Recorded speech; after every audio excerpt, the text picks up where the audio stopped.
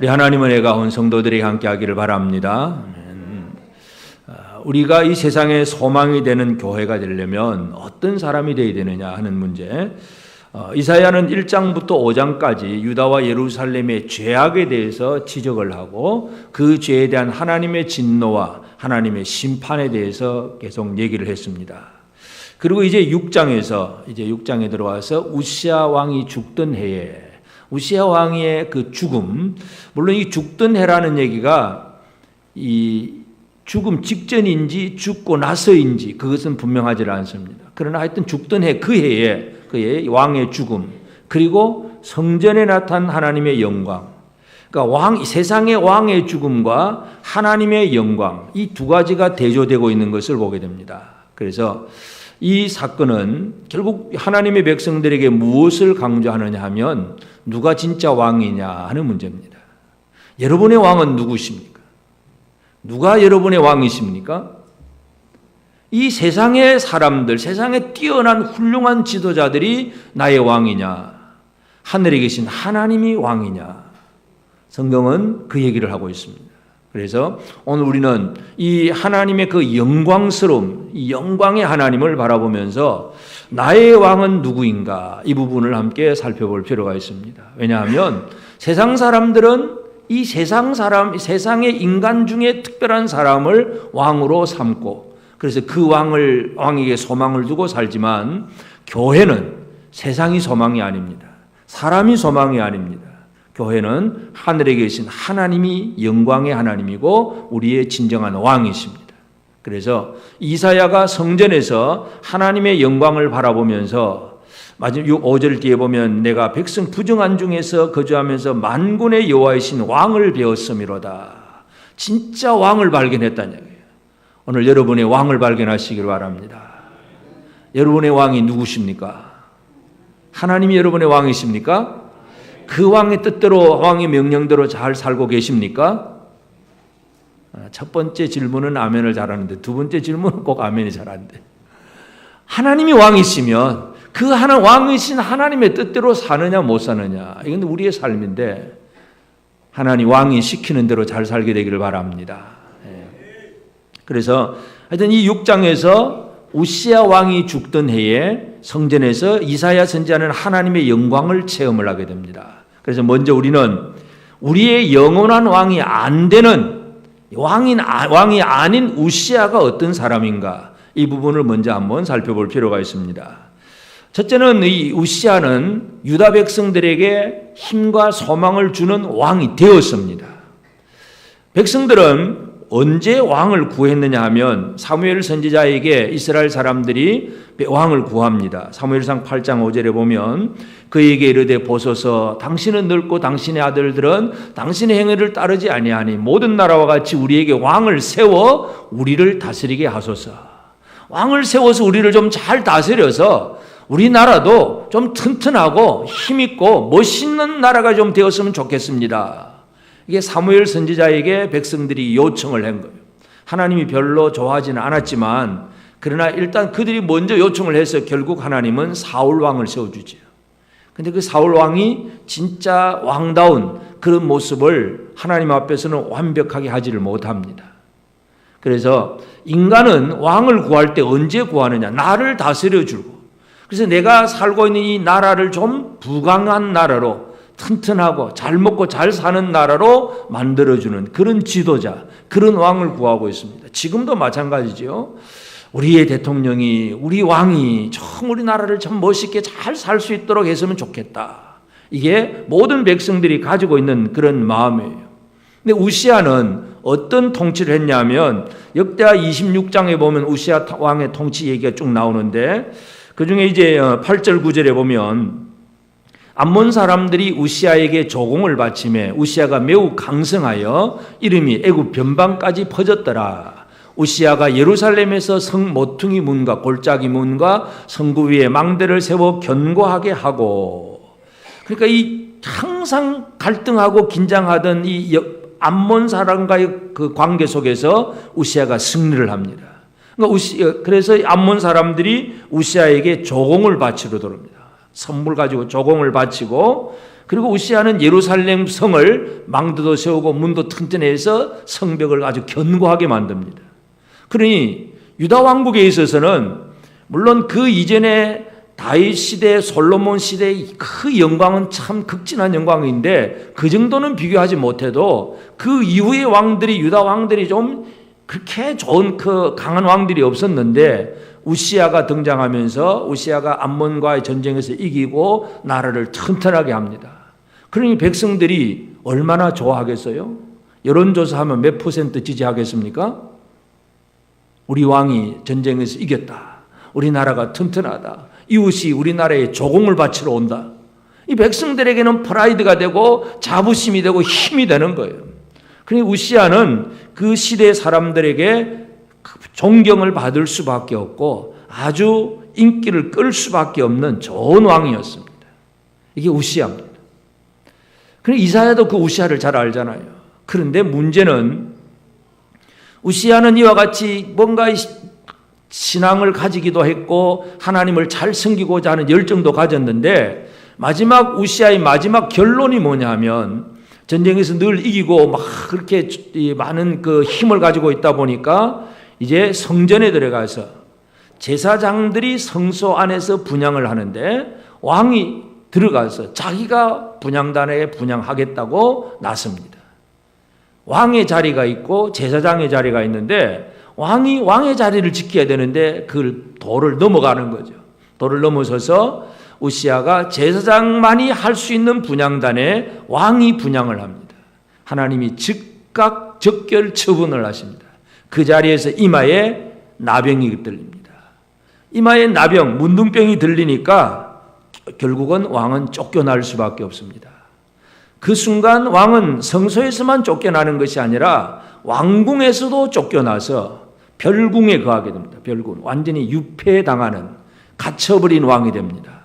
그렇게 위대하고 그렇게 훌륭하고 전쟁을 승리로 이끌고 나라를 튼튼하게 세웠던 왕이 한순간 유폐되어 버리고 별궁에 갇혀버립니다. 그러니 자, 이 백성들의 입장에서는 우시아만 생각해 보면 어떤 마음이 되겠습니까?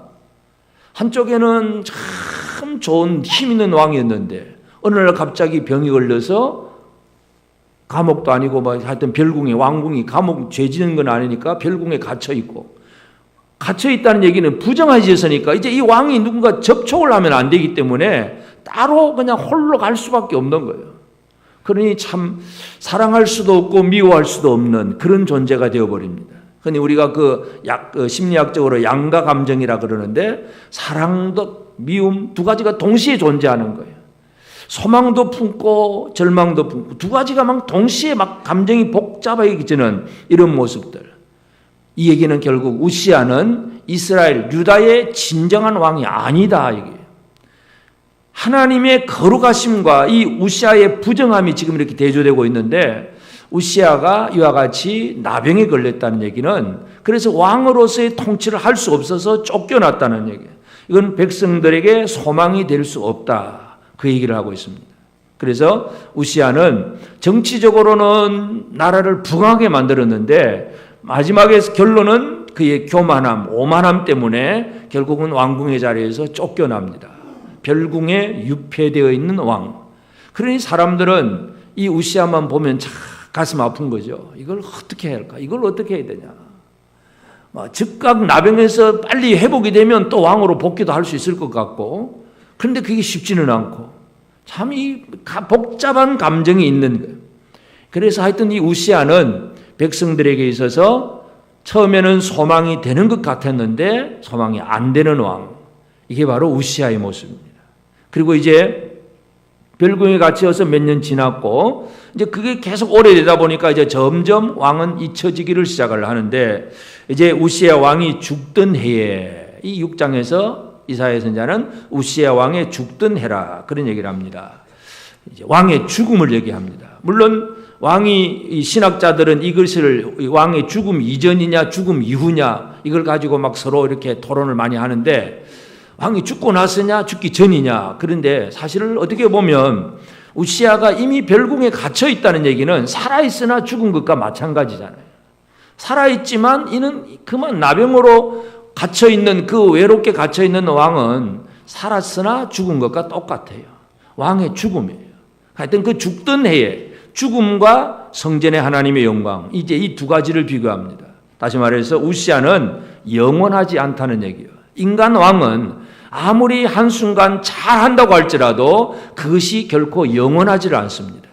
이제 이걸 착각하는 사람들이 항상 이제 문제가 생깁니다. 베드로전서 1장 24절에 보면 그러므로 모든 육체는 풀과 같고 그 모든 영광은 풀의 꽃과 같으니 풀은 마르고 꽃은 떨어지되. 이 영광은 풀의 꽃과 같아요. 여러분 요즘 이제 벚꽃은 다 사라졌지요? 다 떨어졌지요? 활짝 피어있을 때는 얼마나 보기 좋아요. 근데 불과 한 일주일 되면 다 떨어져 버려요. 떨어진 꽃잎을 쳐다보면 그거 보고 아름답다고 말할 사람은 아무도 없어요. 달려있을 때 활짝 피어있을 때는 아름다웠는데 떨어지면 이제 쓰레기야, 쓰레기. 밟히고 그 다음에는 참 이제 청소 안 하면은 길거리 지저분해지는 그런 모습이 되어버립니다. 풀의 꽃, 나무의 꽃도 다 마찬가지예요. 인간의 영화로움이 그런 거예요. 우시아가 그렇게 영광스러운 왕이었는데 그의 질병 그리고 그의 죽음 이것이 그에게 있다는 것을 분명히 강조합니다. 그래서 인간 왕은 한순간 반짝 뭔가는 잘할 수 있어도 영원히 그 일을 잘할 수는 없습니다. 이건 어느 누구나 마찬가지입니다. 정치 경제적으로 조금 유다가 강해졌는데 그러나 이제 이사야 선지자가 생각을 할 때에 자 이제 이 우시아가 죽고 나면 또 우시아 같은 그 왕들이 또 일어나서 나라를 부강하게 만들어야 되는데 이게 제대로 될까? 어떻게 보면 이 선지자가 나라를 염려하는 마음이에요. 우시아 왕 이후에 우리나라가 진짜 부강한 나라로 그대로 존재할 수 있을까? 하나님 앞에 기도할 수밖에 없죠. 그것이 이제 이사야가 성전에 들어가는 이유이기도 합니다. 하여튼 인간 왕은 질병이나 죽음을 이겨낼 수가 없습니다. 아무리 훌륭하고 뛰어난 왕이라고 할지라도 몸의 질병 그리고 그에게 닥친 죽음 이걸 피할 수 있는 사람은 아무도 없습니다.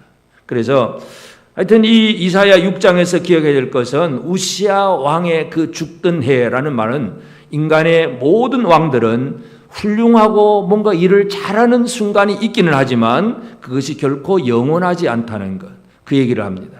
그러면서 이제 이사야는 성전에서 하나님의 영광을 체험을 하게 됩니다. 그래서 이사야가 성전에 들어가서 보니까 내가 본즉 주께서 높이 들린 보좌에 앉으셨는데 그의 옷자락은 성전에 가득하였고 여기 보면 높이 들린 보좌가 있고 그의 옷자락 그렇게 표현을 합니다. 하나님은 진정한 영광의 하나님이라는 것을 지금 이사야에게 보여주시는 거죠.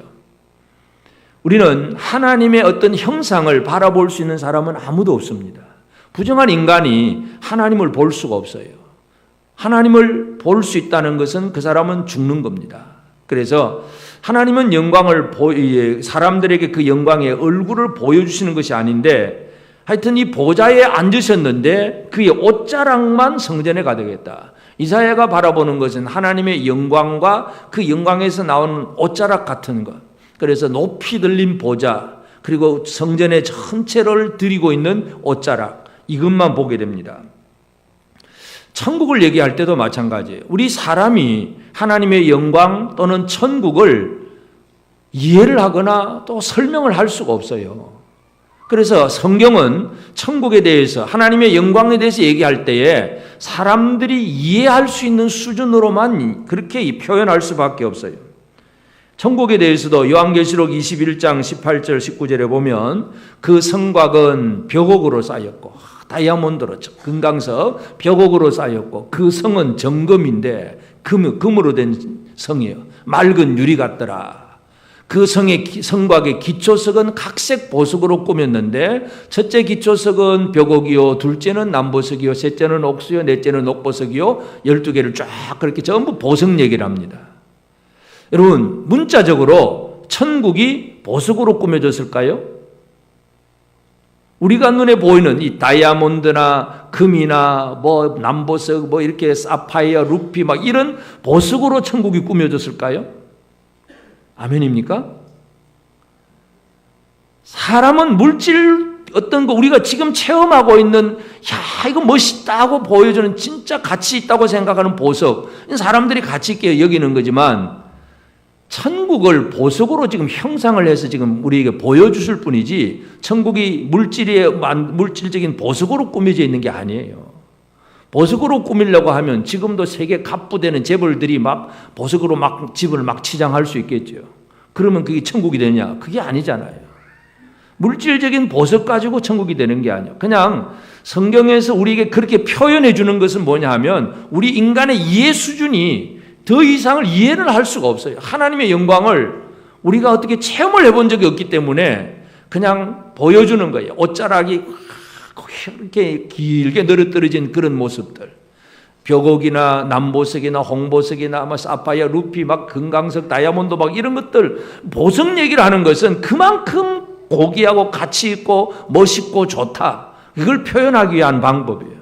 그러니까 이사야 선지자가 성전에 들어가서 하나님의 영광을 보는데 보좌가 높이 들린 보좌 위에서, 그리고 그 영광 옷자락은 성전에 가득하더라. 이거밖에 없어요. 하나님의 얼굴은 뭐 코가 어떻고 눈이 어떻고 그런 얼굴 모습이 아니에요. 그냥 하나님의 영광이 그렇게 가득 차 있다 하는 그 얘기를 하고 있습니다. 이 얘기는 결국 뭐냐 하면 하늘의 영광을 얘기합니다. 우시아가 땅에서 전쟁에서 승리하고 나라를 부강하게 하면 이 땅에서 어느 정도 영광스러움을 얻을 수가 있습니다. 암몬 자손들이 막 조공을 바치러 들어오고 왕은 딱 보좌에 앉아가지고 적군들이 가지고 오는 조공 받으면서 왕이 영광스러워질 수 있어요. 그 사람들이 조공 가지고 와서 뭐라 그러겠습니까? 하여튼 왕의 귀에 좋은 소리는 따첨하는 말은 다 털어놓게 될 것이고 왕이여 하면서 막 박수치고 막 찬송을 부를 거예요. 땅에서 잠깐 동안 왕은 영광스러워질 수 있습니다. 그러나 하늘의 영광과는 비교할 수가 없는 거예요. 그래서 이 하나님께서 성전에 임하신 그 영광스러움을 보여주고, 그리고 또 2절에 보면 스랍들 천사들이 모시고 섰는데 각기 6날개가 있어 그 둘로는 자기 얼굴을 가리었고 그 둘로는 자기 발을 가리었고 그 둘로는 날며, 이 스랍들 천사들이 날개가 6개가 있습니다. 6개가 있는데 두 날개로는 자기 얼굴을 가리고 두 날개로는 자기 발을 가리고 그리고 두 날개로만 나는, 그러면서 움직이는 이 천사들이 하는 일은 3절에 서로 불러 이르되 거룩하다 거룩하다 거룩하다 만군의 여호와여 그의 영광이 온 땅에 충만하도다. 천사들이 날면서 하는 일이 뭐냐 하면 하나님을 찬양하는 거예요. 하나님을 어떻게 찬양합니까? 거룩하다 거룩하다 거룩하다 3번을 반복을 해요.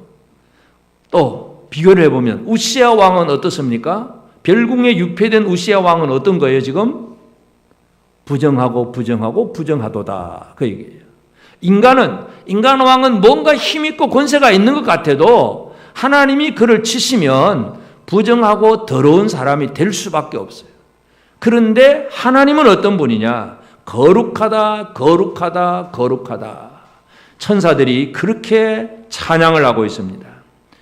이 이사야가 바라본 스랍들 6날개가 있는 이 천사들 얘기는 다른 예언서에도 등장을 합니다. 신약성경 요한계시록에도 사도 요한도 이 6날개가 있는 네 생물 얘기를 합니다. 계시록 4장 8절에 보면 네 생물은 각각 6날개를 가졌고 그 안과 주위에 눈들이 가득하더라. 그들이 밤낮 쉬지 않고 이르기를 거룩하다 거룩하다 거룩하다. 주 하나님 곧 전능하신 이여 전에도 계셨고 이제도 계시고 장차 오시리시라. 그러니까 보좌에 가장 가까이 있는 존재가 네 생물이에요. 이게 이제 스랍들입니다. 이 네 생물은 6날개가 있어서 거룩하다 거룩하다 거룩하다. 이사야가 바라본 광경이 그것이고 사도 요한이 하늘로 끌어올려서 보좌에 계신 이의 주변에 있는 네 생물을 바라보니까 그들이 바로 6날개가 있고 그렇게 거룩한 찬송을 계속하고 있는 거, 이걸 보게 됩니다. 그러니까 사람들이 이 세상에서 뭔가 조금 영광스러워질 수는 있어요. 뭔가 잘 꾸며서 영광스러워질 수 있지만 하늘의 영광과는 비교할 수가 없습니다. 솔로몬이 이 세상의 왕들 중에서는 최고로 영광스럽게 꾸민 왕은 솔로몬 왕이에요. 솔로몬 왕은 열왕기상 10장 4절 5절 보면 스바이 여왕이 솔로몬의 모든 지혜와 그 건축한 왕궁과 그 상의 식물과 그의 신하들의 좌석과 그의 시종들이 시립한 것과 그들의 관복과 술관원들과 여호와의 성전에 올라가는 층계를 보고 크게 감동이 되었다. 이 스바이 여왕이 와가지고 솔로몬 왕궁에 있는 걸 보고는 너무 감동이 될 정도로 아주 영광스러운 거예요. 솔로몬 왕의 그 보좌만 해도 그냥 우리가 보좌, 의자잖아요. 의자 앉아 있는 보좌가 6계단이 있습니다. 그 보좌에 앉으려면 계단을 6개로 올라가야 되고 좌우에는 사자가 한 마리씩 이렇게 형상을 만들어 놓고 아주 엄청나게 영광스러운 보좌를 만들어 놓고 그 밑에 신하들이 쫙 좋은 옷들을 입고 관복 입고 줄을 시립을 하여 서 있고, 하여튼 이 스바 여왕이 솔로몬 왕의 영광을 바라보면서 막 감동이 될 정도로 세상에 이런 걸 못 봤다, 너무 멋있다, 그냥 감동이 막 들 정도로, 그런 정도예요. 그런데 세상의 왕들이 아무리 그렇게 영광스럽게 해도 그 영광은 순식간에 지나갑니다. 그 솔로몬의 영광이 지금까지 지속되느냐 하면 그렇지 않다는 얘기죠. 하늘의 영광만이 이사야가 바라볼 때도 스랍들이 거룩하다 거룩하다 거룩하다 하고 막 찬송을 했는데, 신약시대 요한계시록 몇천 년이 지나서 사도 요한이 보니까 또 마찬가지, 내 생물이 거룩하다 거룩하다 거룩하다, 변함없는 영광스러운 찬송, 이게 하늘의 영광이에요.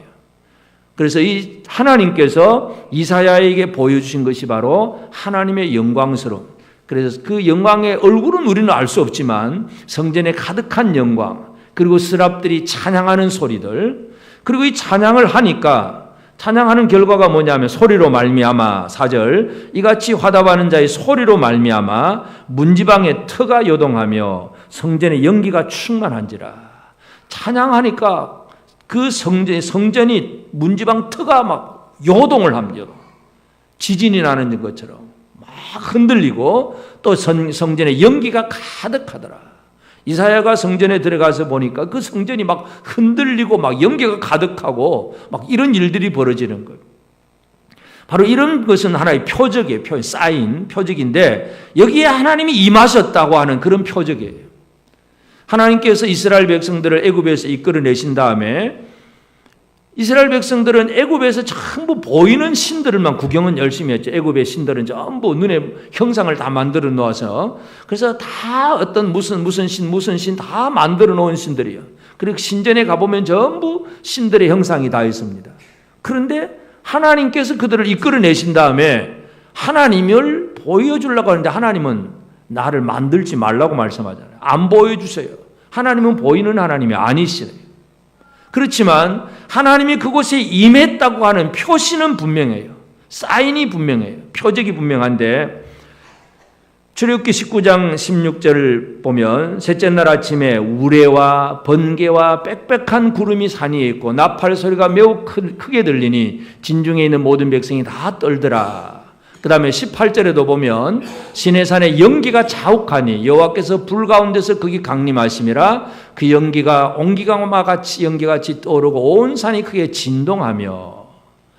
시내산에 모세가 율법을 받으러 올라갔을 때 하나님의 형상은 보이질 않습니다. 그렇지만 그 산 꼭대기에서 일어나는 거, 우레소리, 우르릉 하는 우레소리, 번갯빛이 번쩍번쩍하는 번갯빛, 빽빽한 구름, 그리고 나팔소리, 불려지는 나팔소리, 연기가 자욱하고 또 이 산에 불이 붙고, 그리고 산이 막 진동을 하고 지진이 일어나고 진동을 하고, 그 7가지가 한꺼번에 다 드러나는 게 시내산 꼭대기에서 일어나는 현상이에요.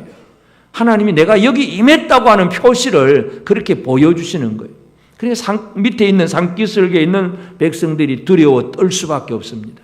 하여튼 하나님은 내가 여기 임했다고 하는 표시를, 얼굴을 보여주는 게 아니라 표정만 보여주세요. 우리는 하나님 앞에 보이려면 우리는 얼굴을 보여야 되잖아요. 눈도장 찍는다 그러잖아요. 나 왔어요 하고 이제 눈도장 찍고 가야 되는데, 하나님은 우리에게 얼굴을 보여주시는 분이 아니에요. 그냥 임한 증거로 표정만 나타납니다.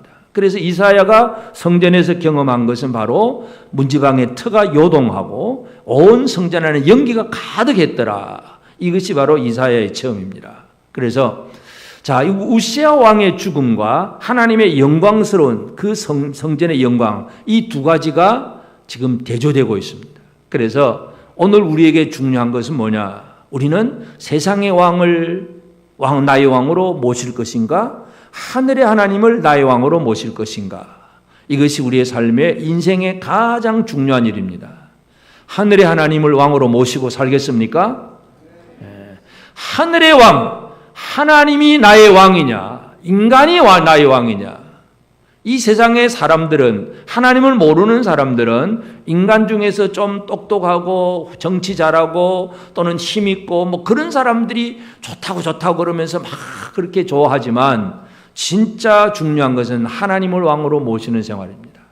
그러면 하나님을 왕으로 모시고 하나님을 잘 섬기는 삶을 어떻게 살아야 되느냐? 우리는 이 보좌 주변에 있는 이 스랍들의 그 날개, 이 스랍들이 가지고 있는 6날개가, 물론 우리에게 지금 당장 6날개가 눈에 보이도록 있는 건 아니지만 우리가 이미지로 생각을 해서 우리는 하나님이 주신 6날개가 있다는 것을 한번 받아들이시기를 바랍니다. 여러분에게 6날개가 있습니다. 보입니까? 안 보입니까? 안 보이지요. 안 보여도 여러분에게 6날개가 있어요. 6날개를 어떻게 잘 쓰느냐가 이제 중요해요. 하나님을 모시고 하나님을 잘 섬기는 사람들은 내게 주신 6날개를 가지고 뭔가를 해야 됩니다. 첫 번째, 2날개를 가지고 뭘 합니까? 뭘 해요? 얼굴을 가려야 돼요. 얼굴을 가려야 돼요. 하나님의 얼굴이 드러나도록, 하나님의 영광이 드러나도록 내 얼굴은 가릴 수 있어야 돼요. 이게 하나님 모시는 첫 번째 일이에요. 우리는 뭔가 조금만 하면 내 얼굴 드러내고 싶어 하잖아요. 네, 잘했지요? 이렇게 음식 딱 해놓고, 맛있지요? 인정받고 싶고, 뭔가 칭찬받고 싶고, 내 얼굴 드러내고 싶고, 그냥. 이 모든 사람들이 대부분 그렇잖아요. 세상의 왕들은 어떻게 하든지 자기 얼굴을 드러내려고 애를 씁니다. 근데 중요한 것은 하나님의 영광 앞에 이사야가 체험하는 건 뭐예요? 5절에 보면 그때 내가 말하되 화로다 나여 망하게 되었도다. 이사야는 자신의 부정함을 깨닫습니다. 나는 입술이 부정한 사람이요 나는 입술이 부정한 백성 중에 거주하면서 만군의 여호와이신 왕을 배웠음이로다. 여러분, 이사야 1장부터 5장까지 이사야 선지자는 유다와 예루살렘, 그 유다 백성들에게 무슨 얘기를 했습니까? 그들의 죄를 철저히 지적을 하면서 이 소보다 못하고 나귀보다 못하다 그러면서 막 백성들의 죄악을 열심히 지적을 했습니다. 그런데 하나님의 영광 앞에 딱 서니까 아이고 내가 부정하구나 깨닫게 됩니다. 오늘 우리는 나의 부정함을 깨닫는 사람이 되어야 내 얼굴을 가릴 수 있습니다. 나는 죄 없어. 그러면 이제 얼굴이 드러나는 것이고 내가 부정하구나, 내가 부족하구나, 내가 잘못되었구나 이거 깨닫게 될 때에 우리는 얼굴을 가리는 사람이 됩니다. 하나님의 영광 앞에 여러분 각자의 얼굴을 가리시기를 바랍니다. 내 잘났는데, 나는 괜찮은데, 나는 의로운데 넌 왜 그래? 늘 사람들의 관계 속에서 내 얼굴을 드러내고 내 의를 드러내고 내가 뭔가 좀 한 것 같이 그렇게 자랑하려고 하는 것, 이게 얼마나 잘못된 일인지 몰라요. 늘 말하는 것이지만 사도 베드로가 사도행전 3장에 보면 태어나면서부터 일어서 본 적이 없는 그 안전뱅이를 나사렛 예수 이름으로 일어나 걸으라고 일으켰습니다. 자, 태어나면서부터 한 번도 걸어본 적이 없는 사람이 베드로의 말 한마디에 일어나서 걷습니다. 그러니 모든 사람들이 막 박수치고 막 난리가 난 거죠. 베드로에게 막 모여듭니다. 그때에 베드로가 그 모인 사람들에게 하는 말이 사도행전 3장 12절에 보면 베드로가 이것을 보고 백성에게 말하되 이스라엘 사람들아 이 일을 왜 놀랍게 여기느냐. 우리 개인의 권능과 경건으로 이 사람을 걷게 한 것처럼 왜 우리를 주목하냐. 내 왜 얼굴 쳐다보느냐. 내가 아니고 너희들이 십자가에 못 박혀 죽인 예수 이름으로 일어난 거야. 이게 베드로의 얼굴 가림입니다.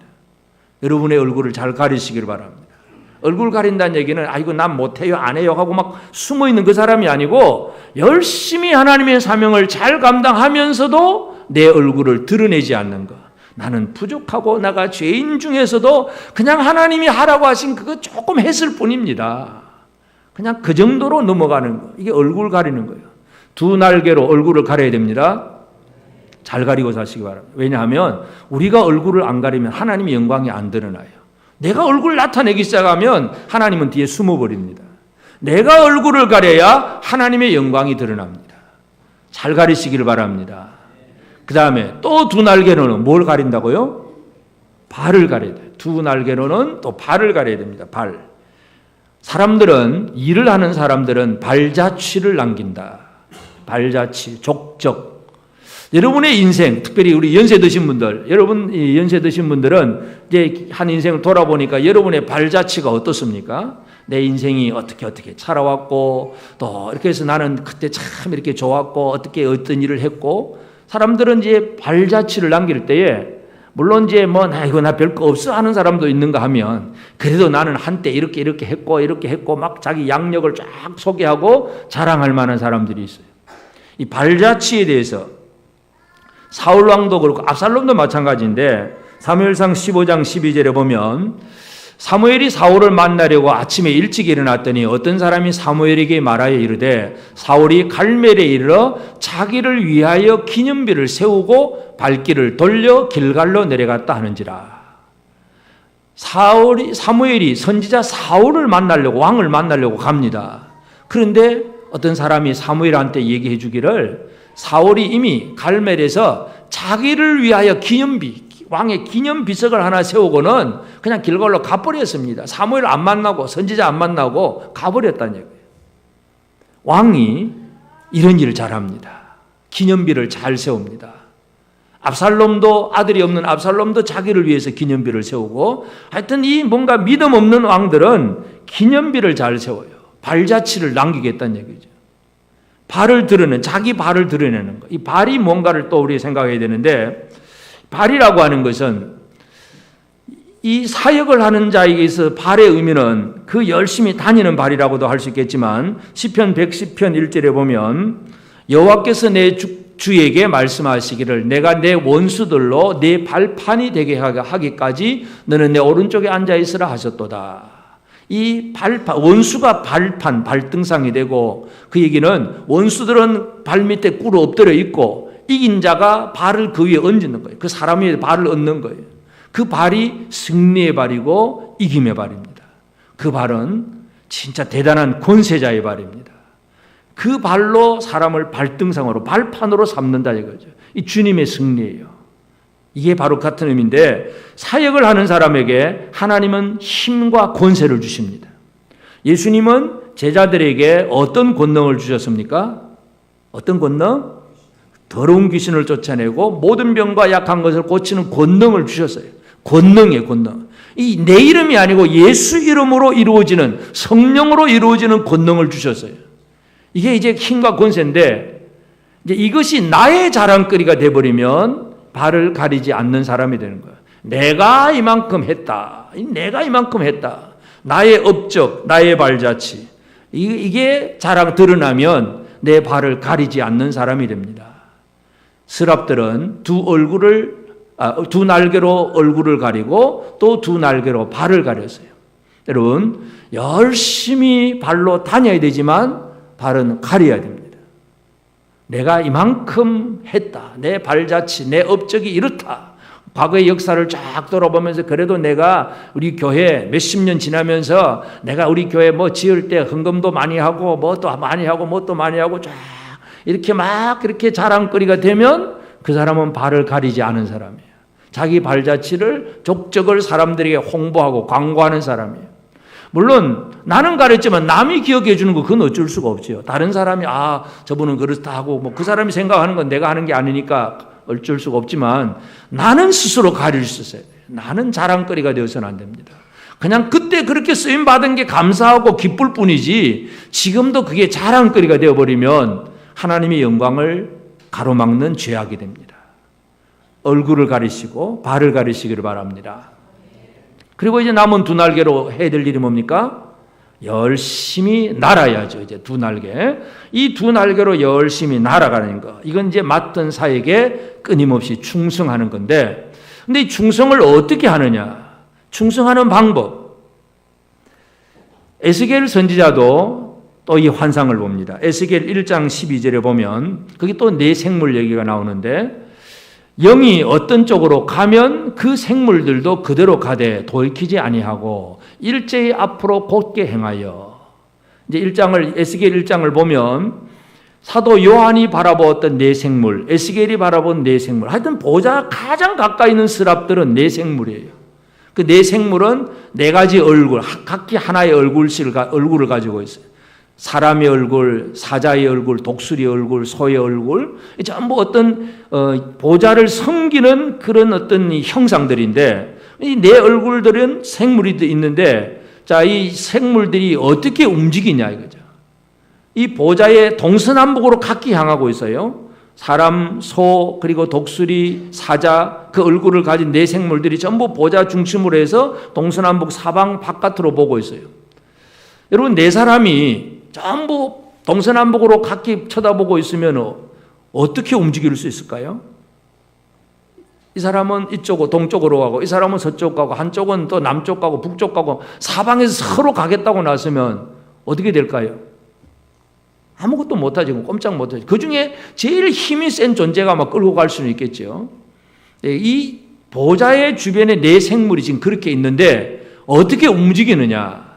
영이 어떤 쪽으로 가면 그 생물들도 그대로 가되, 생물들은 자기 의지로 움직이는 게 아니에요. 그 보좌의 영이 움직이고자 하는 대로 가는 거예요. 다시 말해서 우리는 이 두 날개는 열심히 퍼덕이면서 날아야 되는데 어디로 날아가야 되느냐? 내가 가고 싶은 곳이 아니라 나를 지배하는, 나를 다스리시는 보좌에 계신 그분이 가고자 하는 대로 열심히 날아가는 것이 두 날개의 진정한 혈육입니다. 여러분, 두 날개로 잘 날고 계십니까?